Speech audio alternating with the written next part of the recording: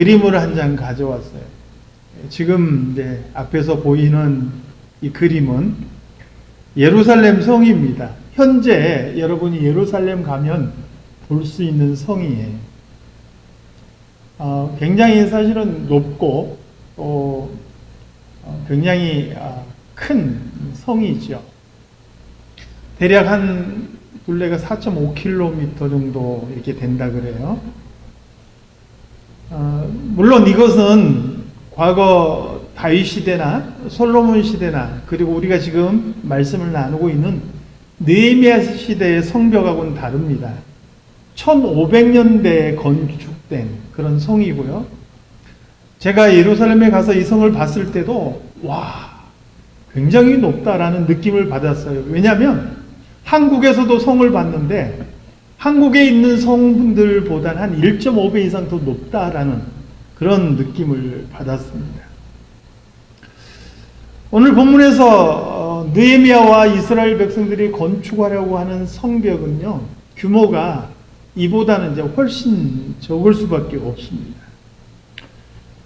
그럼에도 불구하고 대략 학자들이 계산한 바에 의하면 약 30에이커의 땅을 둘러쌀 수 있는 그런 정도의 넓이의 성인데, 이거 뭐 어느 정도인지 감이 잘 안 오실 거예요. 축구 좋아하시는 김성훈 장로님 얼른 이해하실지 모르겠어요. 축구장이 30개 들어간대요. 그 정도의 어떤 넓이를 둘러싸는 그런 성을 건설하는 거예요.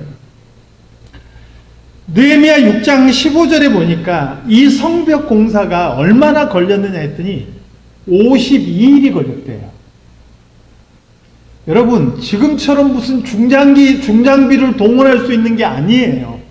기계로 돌을 자르고 추럭으로 옮기고 기중기로 척척척척 이렇게 일을 할 수 있는 환경이 아니에요. 사람이 깨서 다듬고 가축을 통해서 운반하고 이렇게 성을 쌓아야 되는 시대예요.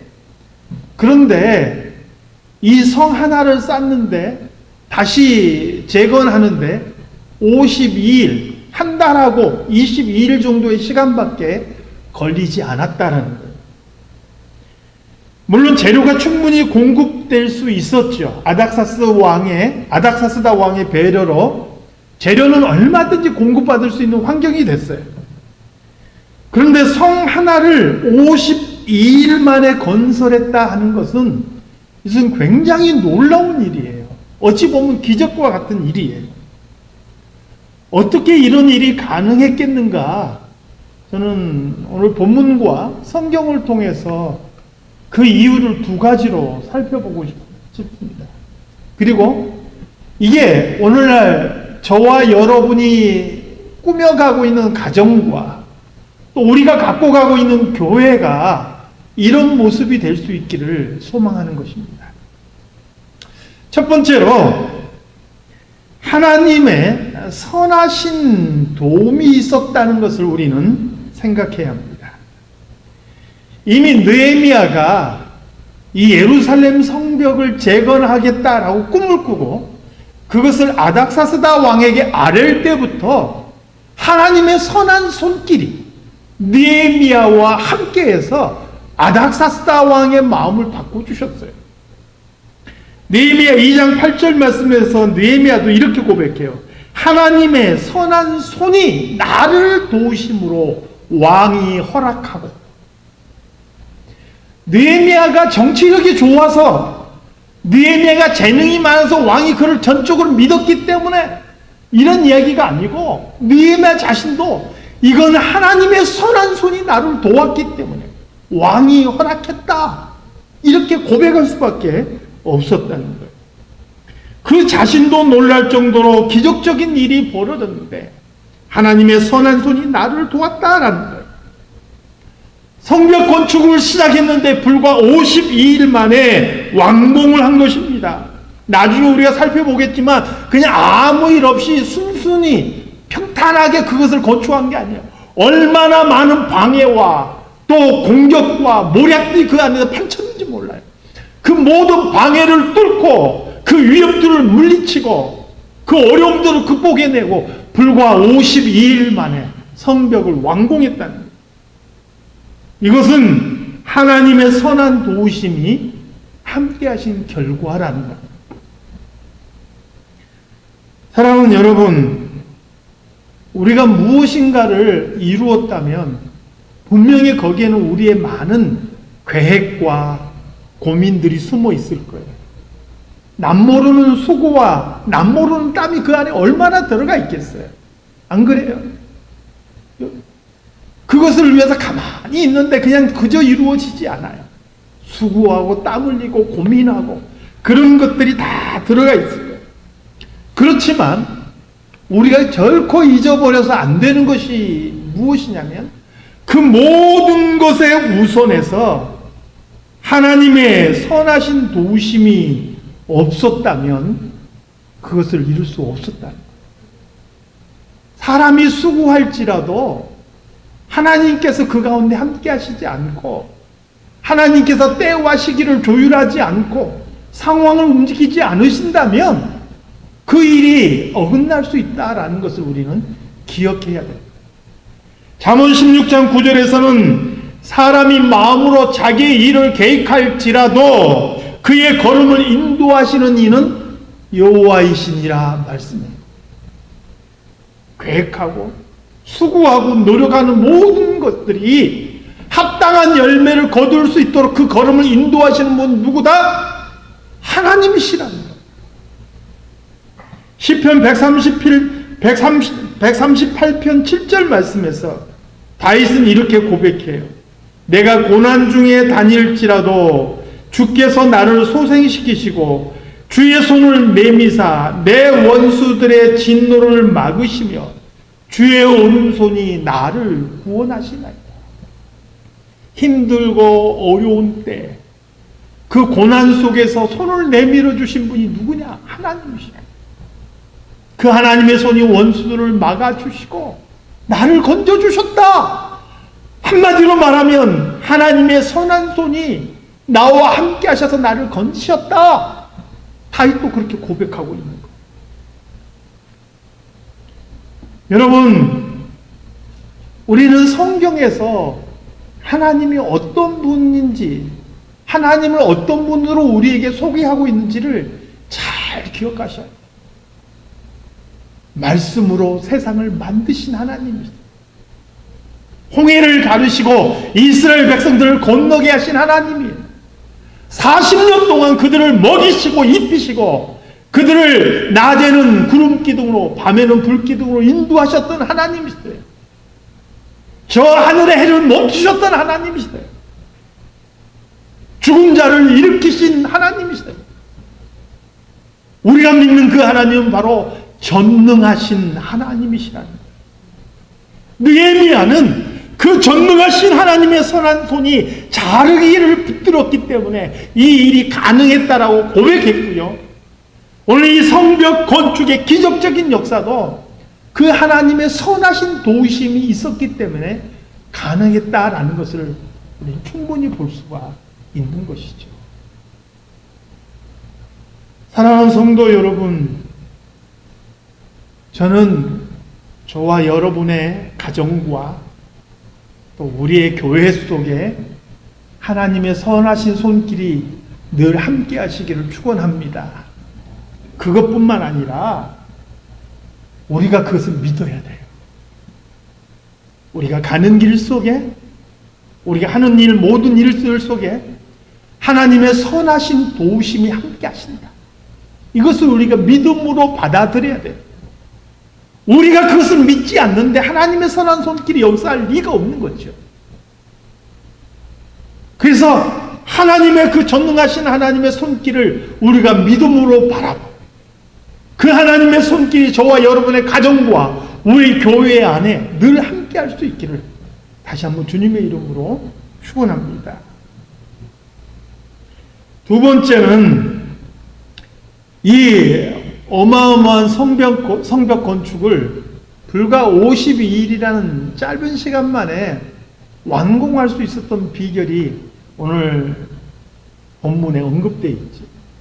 사실은 3장 전체를 다 읽어야 되는데 사람의 이름만 바꾸고 비슷한 내용이 계속 반복이 되는 그런 내용이라서 제가 딱 2절만 읽은 거예요.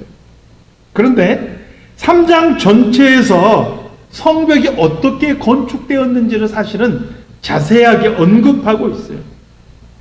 예루살렘 성벽을 건축하는데요, 이 한쪽에서 시작해서 차근차근 건축해서 한 바퀴 빙 둘러서 쌓은 게 아니라는 거예요. 예루살렘 성벽은 어떻게 건축이 되어졌느냐?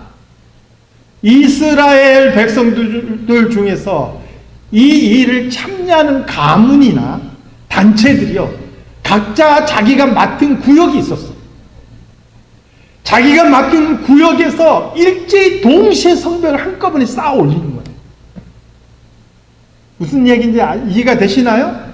성벽이 있으면 한쪽에서 차근차근 쌓아서 쭉 돌아간 게 아니고 각자 가문과 단체와 제사장, 이 무리들이 자기들이 맡은 그런 구역을 정했어. 배정을 받은 거예요.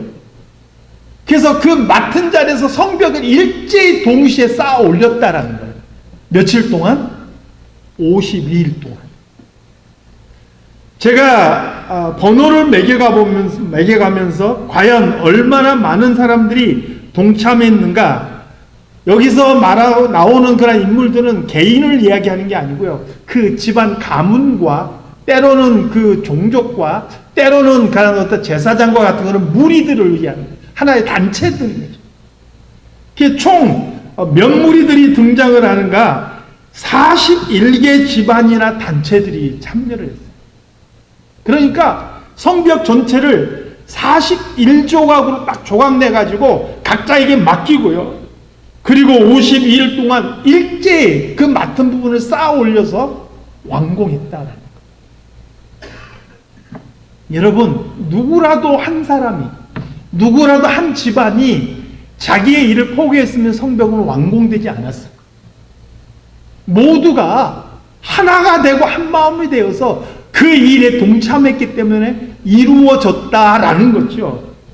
서로가 한 마음 한 뜻이 되지 않고서는 있을 수 없는 놀라운 일들이 이루어진 거예요. 사랑하는 성도 여러분, 우리는 이걸 알아요. 우리 믿음의 사람들이요, 마음을 합하면 얼마나 놀라운 일들이 이루어질 수 있는지를 알아야 하는 거죠. 전도서 4장 9절에서 12절 말씀해 보니까 두 사람이 한 사람보다 낫다. 그 이유가 뭐예요? 물론 수고함으로 좋은 상도 얻을 것이지만 혹시라도 한 사람이 넘어지면 다른 사람이 붙잡아 줄 수 있는 거죠. 넘어졌는데 옆에 붙잡아 줄 수 있는 사람이 없으면 그 넘어진 것으로 끝나버리는 거예요. 그것은 불행한 일인 것이죠. 두 사람이 함께 놓으면 따뜻한 거예요. 한 사람이면 패하지만 두 사람이면 맞설 수 있다는 거예요. 줄이 하나면 쉽게 끊어지지만 줄이 세 겹이 돼서 그것이 꼬이면 그 줄은 쉽게 끊어지지 않는다는 거예요. 전도서에서 우리에게 주는 교훈인 거예요.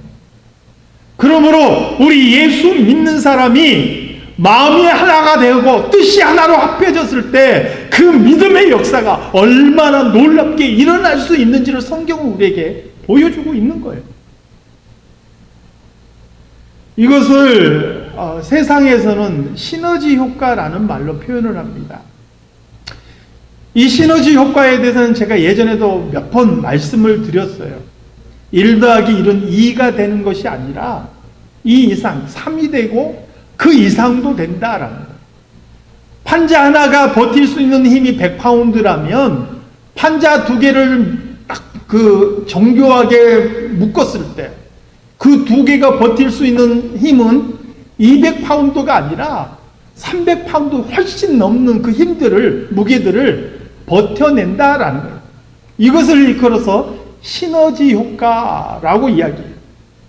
근데 단순하게 시너지 효과만을 말하고 싶어서 이야기를 한 게 아니에요. 성경은요, 교회에 대해서 이렇게 설명하고 있어요. 에베소서 2장 20절에서 22절 말씀인데요.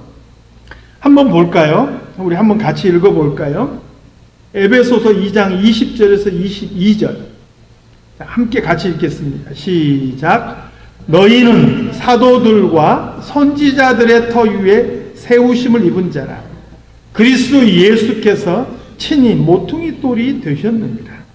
그의 안에서 건물마다 서로 연결하여 주 안에서 성전이 되어가고 너희도 성령 안에서 하나님이 거하실 초소가 되기 위하여 그리스도 예수 안에서 함께 지어져 가느니라.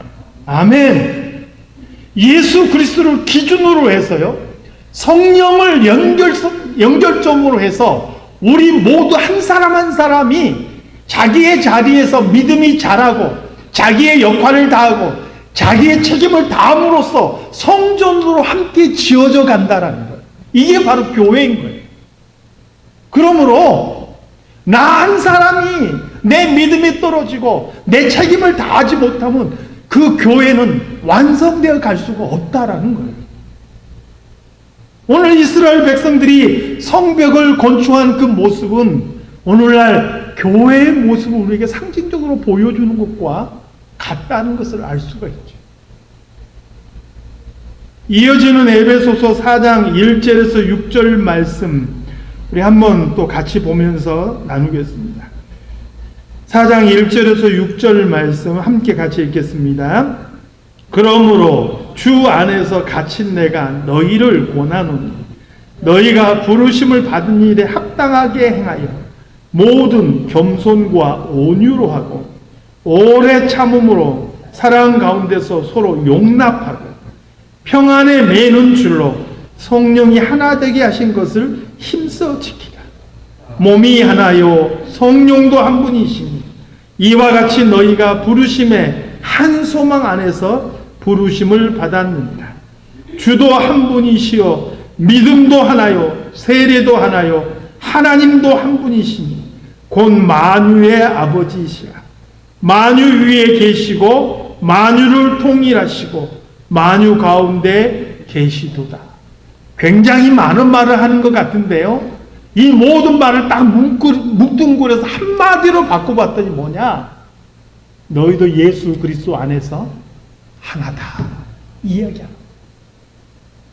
하나님도 한 분이시고 성령도 한 분이시고 그리고 우리도 하나다라는 것을 성경은 우리에게 말씀하고 있는 거예요. 오늘 본문에 성벽을 건축했던 이스라엘 백성들도 그들이 하나가 되었기, 이 놀라운 믿음의 역사가 이루어질 수 있었다. 오늘 저와 여러분 안에서도 하나됨이 이루어질 수 있기를 소망합니다. 부부가 마음이 나뉘면 그 가정은 깨어진 가정이 될 수밖에 없잖아요. 우리가 서로 마음이 나누면 그 교회가 온전해질 수 없잖아요. 주님은 한 분이신데 성령께서도 한 분이신데 왜 우리가 나뉘어야 되느냐는 거예요. 우리는 주 안에서 하나다라는 것을 말씀하고 있습니다. 사랑하는 성도 여러분, 성격이 다르고 취향이 다르고 생각이 다르고 다 다른 사람들이 모여서 이것이 쉽지는 않아요. 그래서 사도 바울처럼 내 자신의 그런 모든 취향과 성향과 이런 것들을 예수 그리스도의 십자가에 못 박아버리고 내 안에 그리스도께서 살아나는 그런 삶을 위해서 나아갈 때 우리가 하나로서 성전을 완성해 나가는 그리스도의 사람들이 된다는 것을 성경은 우리에게 말씀해 주고 있는 것이죠. 사랑하는 성도 여러분, 오늘 저와 여러분의 가정이 주 안에서 하나가 될 수 있기를 소망합니다. 그리고 우리 사랑장로교회에서 무엇을 하든지 주 안에서 같은 마음, 같은 뜻을 품을 수 있는, 그래서 같은 열매를 맺어가는 하나된 교회가 될 수 있기를 소망합니다. 제가 마무리로 좀 징그러울지 모르지만 그림 하나를 준비했어요. 이게 뭔지 아시나요? 미국에서 잡힌 쌍두사라는 뱀이 일종의 기형이죠. 머리가 두 개입니다. 그런데 자연 상태에서는 이 쌍두사가 오래 살지를 못해요. 그 이유가 뭐냐면 분명히 몸은 하나인데 머리가 두 개이기 때문에 생각이 따로 놀아요. 가고 싶은 것도 서로 따로 있어요. 머리 하나는 이쪽으로 가고 싶어하고 머리 하나는 저쪽으로 가고 싶어해요. 그래서 서로 자기가 원하는 대로 가려고 싸워요. 포식자가, 맹수가 잡아먹으러 오는 그 순간에도 서로 자기가 원하는 대로 가겠다고 싸우는 거예요. 그래서 자연 상태에서는 쉽게 맹수들에게 잡아먹히고요. 맹수들에게 잡아먹히지 않아도 스트레스 때문에 수명이 너무 짧아서 빨리 죽는다는 거예요. 생각이 서로 다르니까. 몸은 하나인데 생각이 서로 다르니까. 여러분, 교회가요, 외부의 그 핍박과 외부의 어떤 시련과 고난 때문에 무너진 교회는 하나도 없어요. 분명한 겁니다. 교회가 하나가 되지 못하고 생각이 갈려서 서로 따로 가고 그렇게 깨어짐으로 그 안에 예수 그리스도의 생명을 잃어버리기 때문에 교회는 사라지는 거예요. 오늘 우리는 예수 그리스도를 머리로 하고 우리 모두가 그의 한 몸이 되어서 한 마음을 가지고 함께 나아가는 그리스도의 거룩한 교회가 될 수 있기를 주님의 이름으로 축원합니다. 하나님 아버지, 이스라엘 백성들이 불과 52일 만에 성벽 건축이라는 놀라운 이 업적을 이루었습니다. 하나님의 선하신 손길이 함께 하셨고 그들이 그 믿음으로 하나가 되었기 때문에 이루어진 결과인 줄 믿습니다. 하나님, 오늘 이러한 역사들이 우리의 가정과 우리 교회에도 일어날 수 있기를 소망합니다. 하나님, 우리 성도들의 삶과 저들의 가정과 저들의 자녀들 위해 그리고 우리 사랑 장로교회 위해 하나님의 선하신 손이 늘 함께하여 주시기를 바라고 원합니다. 그리고 그 하나님의 선하신 손길을 믿고 우리가 정말 믿음 안에서 하나가 되어서 주의 놀라운 일들을 감당할 수 있게 도와주시옵소서. 거룩하신 예수 그리스도의 이름으로 기도드리옵나이다. 아멘.